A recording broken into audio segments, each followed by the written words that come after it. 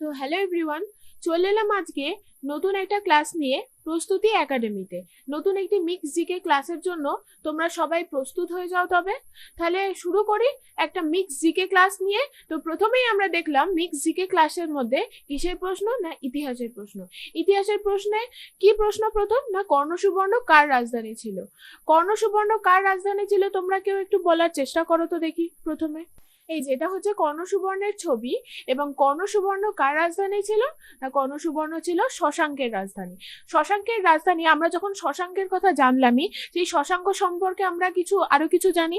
শশাঙ্ক কিন্তু আমাদের বাংলার প্রথম স্বাধীন রাজা ছিলেন শশাঙ্ক। আর কর্ণ সুবর্ণ সম্পর্কে একটু জানা দরকার। তোমরা দেখতেই পাচ্ছ পাশে কর্ণ সুবর্ণের ছবি। কর্ণ সুবর্ণ কিন্তু কোথায় অবস্থিত সেটাও আমাদের জানতে হবে। কর্ণ সুবর্ণ তৎকালীন গৌড়ে অবস্থিত ছিল, যেটা পুরোটাই শশাঙ্কের রাজধানীর মধ্যে, মানে শশাঙ্কের পুরো রাজ্যের মধ্যে গৌড়টা পড়তো। কর্ণ সুবর্ণ শশাঙ্কের রাজধানী ছিল, এবং গৌড় এখন বর্তমানে আমরা সবাই জানি মালদাতে অবস্থিত। চলে যাব আমরা পরবর্তী প্রশ্নে। পরবর্তী প্রশ্ন, ত্রিপিটক কোন ভাষায় লেখা। ত্রিপিটক বলতেও আমরা জানি যে এটাও একটা ইতিহাসের প্রশ্ন, এবং এটা কার মানে বৌদ্ধদের ধর্মগ্রন্থ ছিল ত্রিপিটক, যেটা কোন ভাষায়। ত্রিপিটক আমি এখানে ত্রিপিটকের অ্যাকচুয়াল বইটা দিতে পারিনি, কিন্তু তোমাদের একটা ধারণা দেওয়ার জন্য আমি দেখাচ্ছি। ত্রিপিটক মানে হচ্ছে তিনটে ঝুড়ির সাথে তুলনা করা হতো। আর ত্রিপিটক কোন ভাষায় লেখা ছিল। ত্রিপিটক লেখা ছিল কিন্তু পালি ভাষাতে। ত্রিপিটক পালি ভাষাতে লেখা। এবার ত্রিপিটক সম্পর্কে পড়তে গেলে আমরা আরো একটু জানি। ত্রিপিটকের তিনটে ভাগ ছিল, সূত্র পিটক, বিনয় পিটক এবং অভিধর্ম পিটক। যেখানে সূত্র পিটকে বলা হতো বুদ্ধ তার যে শিষ্যরা যারা ছিলেন তাদের সাথে যে কথোপকথন, সেটা সূত্র পিটকের মধ্যে ছিল। এবং বিনয় পিটকের মধ্যে কি ছিল না বৌদ্ধ ভিক্ষুক বা ভিক্ষুণী যারা ছিলেন, যারা আসতেন সেই সময় বৌদ্ধ মঠে, তাদের যে পালনীয় নিয়ম সেইগুলো সমস্ত ছিল বিনয় পিটকের মধ্যে। এবং অভিধর্ম পিটক ছিল সম্পূর্ণভাবে দর্শন, শাস্ত্র, সাহিত্য ইত্যাদি নিয়ে একটি সম্ভার। তো সুতরাং ত্রিপিটকের তিনটে ভাগ সম্পর্কে তোমরা নিশ্চয়ই এখন ক্লিয়ার। তাহলে আমরা চলে যাব এবার পরবর্তী প্রশ্নে। পরবর্তী প্রশ্ন আবারও ইতিহাস নিয়ে, যেখানে হচ্ছে অষ্টাধ্যায়ী কার লেখা। অষ্টাধ্যায়ী পাণিনির লেখা। অষ্টাধ্যায়ী আমরা যখন জানলাম পাণিনির লেখা, তাহলে অষ্টাধ্যায়ী কি সম্পর্কিত বই। অষ্টাধ্যায়ী হচ্ছে কিন্তু বাংলা যে গ্রামার বা বাংলার যে ব্যাকরণ, সেই বাংলার ব্যাকরণ নিয়েই কিন্তু এই অষ্টাধ্যায়ী লেখা।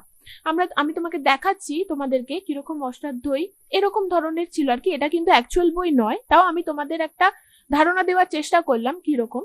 আচ্ছা, অষ্টাধ্যায়ী তো পাণিনির লেখা। এখানে বাকি যে লেখকের নামগুলো আছে তাদেরও তো কিছু কিছু লেখা আছে নিশ্চয়ই। তাদের কিছু কিছু লেখা সম্পর্কে আমরা জেনে নিই, কারণ অষ্টাধ্যায়ী যদি আমাদের কাছে ইম্পর্টেন্ট হয় তাহলে নিশ্চয়ই বাকিরাও আমাদের কাছে সেম ভাবে ইম্পর্টেন্ট। যেমন আমরা প্রথমে চলে যাই বরাহমিহিরে। বরাহমিহির কার রচনা। বরাহমিহিরের রচনা হচ্ছে বৃহৎ সংহিতা। আর মহাভাষ্য কিন্তু একজন লেখকের নাম নয়, মহাভাষ্য কিন্তু একটি বইয়ের নাম, যেটা কার লেখা, পতঞ্জলির লেখা।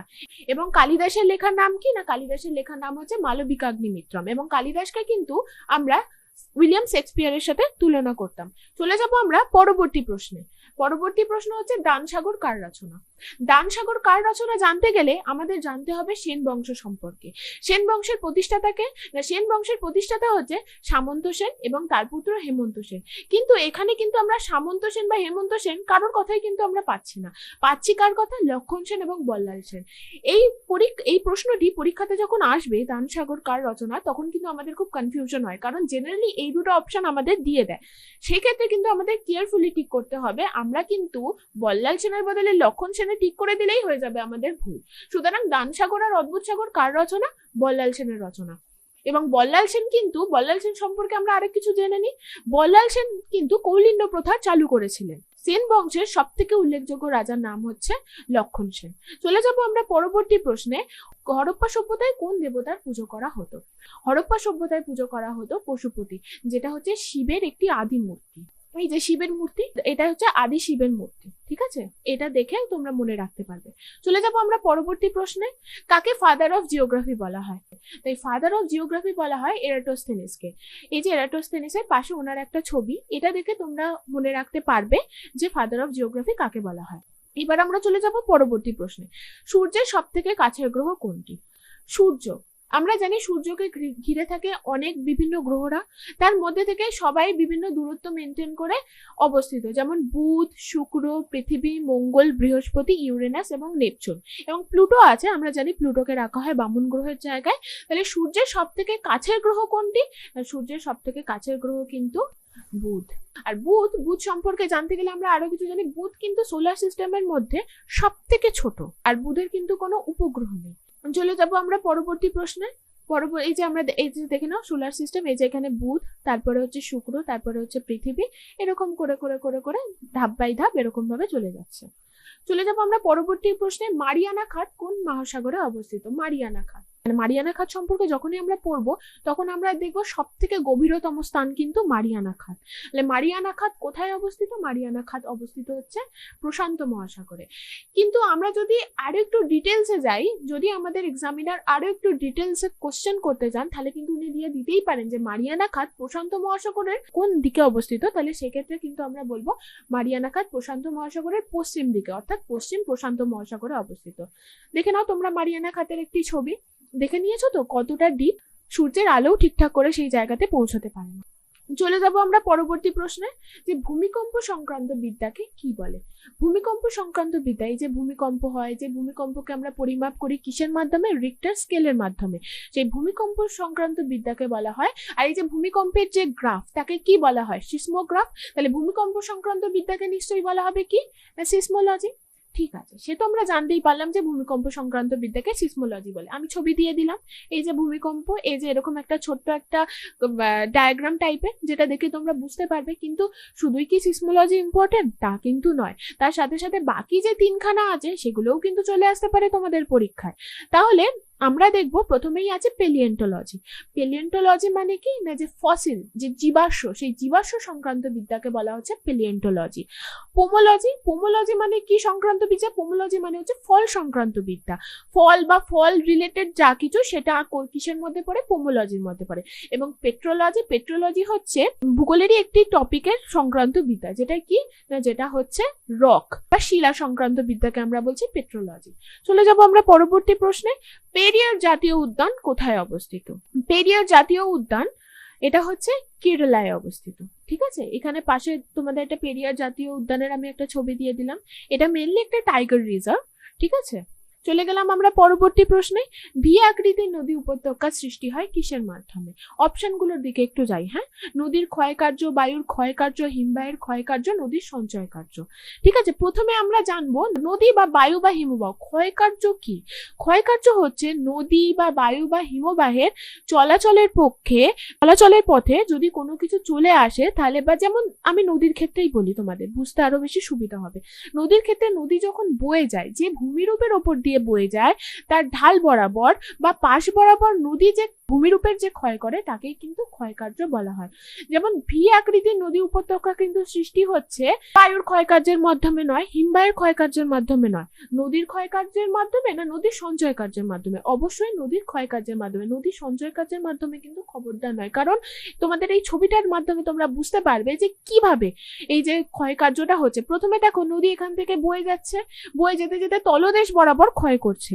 এবার তলদেশ বরাবর ক্ষয় হতে হতে হতে হতে দেখো এটা কিরকম একটা বড় ভি আকৃতির উপত্যকা সৃষ্টি হয়েছে, যেটাকে কিন্তু ক্যানিয়নও বলা হয়। ক্যানিয়ন, আমাদের সব থেকে বড় ক্যানিয়নের নাম কি না, কলোরাডো নদীর গ্র্যান্ড ক্যানিয়ন। এবার আমরা চলে যাব পরবর্তী প্রশ্নে। আবারও ইতিহাস রিলেটেড প্রশ্ন। জাপ্তি প্রথা, জাপ্তি প্রথা কে চালু করেন?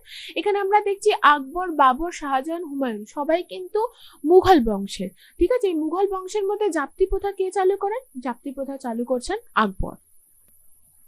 এখানে আকবরের একটা ছবি। চলে যাব আমরা পরবর্তী প্রশ্ন। 1 হর্স পাওয়ার, তাহলে 1 হর্স পাওয়ার সমান সমান কত ওয়াট? 1 হর্স পাওয়ার সমান সমান 746 ওয়াট। কিন্তু হর্স পাওয়ার জিনিসটা কি? হর্স পাওয়ার হচ্ছে কোনো অভিকর্ষের বিরুদ্ধে 550 পাউন্ড ভরের কোনো বস্তুকে 1 সেকেন্ডে 1 মিটার ওপরে তুলতে যে পরিমাণ কার্য করতে হয় তাকে বলা হচ্ছে হর্স পাওয়ার। এখানে একটা ডায়াগ্রামের মাধ্যমে তোমাদের দেখালাম। তো চলে যাব আমরা পরবর্তী প্রশ্নে। জিঙ্ক অক্সাইড কি নামে পরিচিত? আচ্ছা, আমি পাশের ছবিটা তোমাদের দেখাই, তাহলে না অপশন এলিমিনেট করতে তোমাদের সুবিধা হবে। এই যে এটা হচ্ছে জিঙ্ক অক্সাইড। কালারটা কি? কালারটা হচ্ছে সাদা।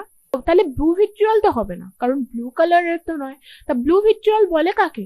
ব্লু ভিট্রিয়ল বলে তুঁতেকে, এটা কিন্তু খুব ইম্পর্টেন্ট। এমন হলো যে জিঙ্ক অক্সাইড না এসে ব্লু ভিট্রিয়ল চলে এলো, সেক্ষেত্রেও আশা করি তোমরা উত্তর করতে পারবে।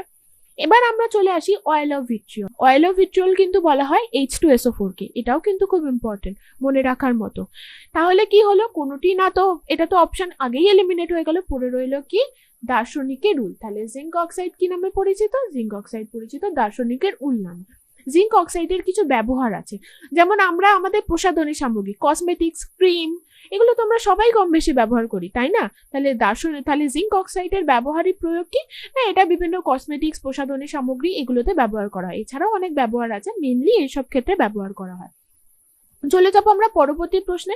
কৃত্রিমভাবে বৃষ্টিপাত ঘটানোর জন্য কোন যৌগটির প্রয়োজন? কৃত্রিমভাবে বৃষ্টিপাত, সত্যি কি কৃত্রিমভাবে বৃষ্টিপাতের প্রয়োজন? আমরা যারা সমতলে থাকি কিংবা পাহাড়ে থাকি, আমাদের কাছে হয়তো ব্যাপারটা খুবই অবাক করা, কিন্তু সত্যিই কৃত্রিম বৃষ্টিপাতের প্রয়োজন হয়। কোথায় প্রয়োজন হয়? দুবাইয়ের মতো জায়গাতে, যেখানে বৃষ্টিপাত প্রায় হয় না বললেই চলে, অথচ বৃষ্টিপাত পরিবেশের জন্য কতটা বেশি দরকার আমরা জানি। তাহলে কৃত্রিমভাবে বৃষ্টিপাত ঘটানো হয় কিসের মাধ্যমে?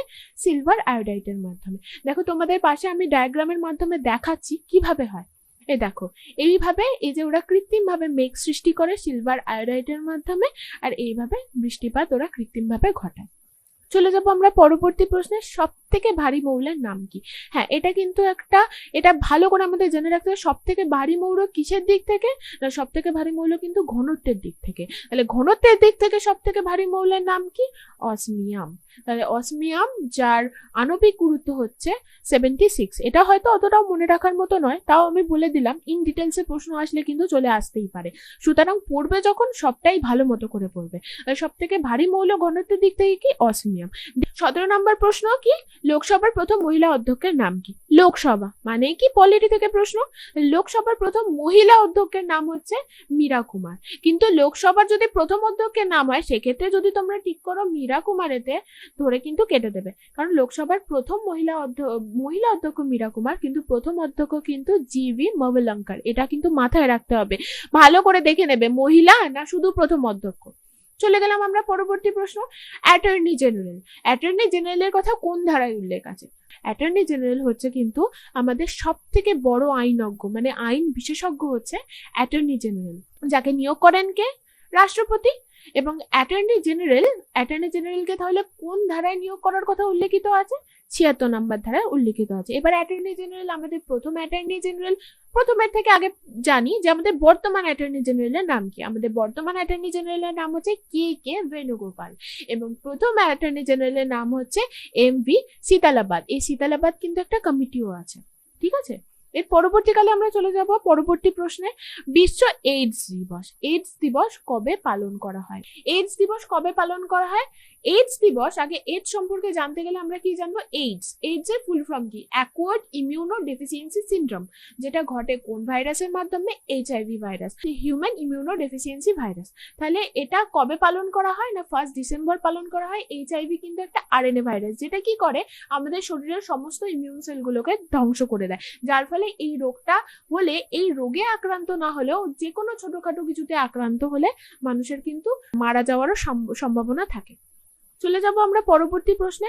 ভারতের সব থেকে শীতলতম স্থান কোনটি? ভারতের সব থেকে শীতলতম স্থান কি মৌসিনরাম? একদমই নয়, কিন্তু সব থেকে বেশি বৃষ্টিপাত হয় মৌসিনরামে। তাহলে সব থেকে শীতলতম স্থান কি? সেটা হচ্ছে দ্রাস, লাদাখে এটা অবস্থিত। তাহলে আজকে আমাদের প্রস্তুতি এখনকার মতো আমরা শেষ করলাম। আবার আসবো নতুন একটা জিকে ভিডিও নিয়ে। ততক্ষণ পর্যন্ত তোমাদের কিন্তু প্রস্তুতি চালিয়ে যেতে হবে প্রস্তুতির সাথে, কারণ প্রস্তুতি কিন্তু থামালে চলবে না।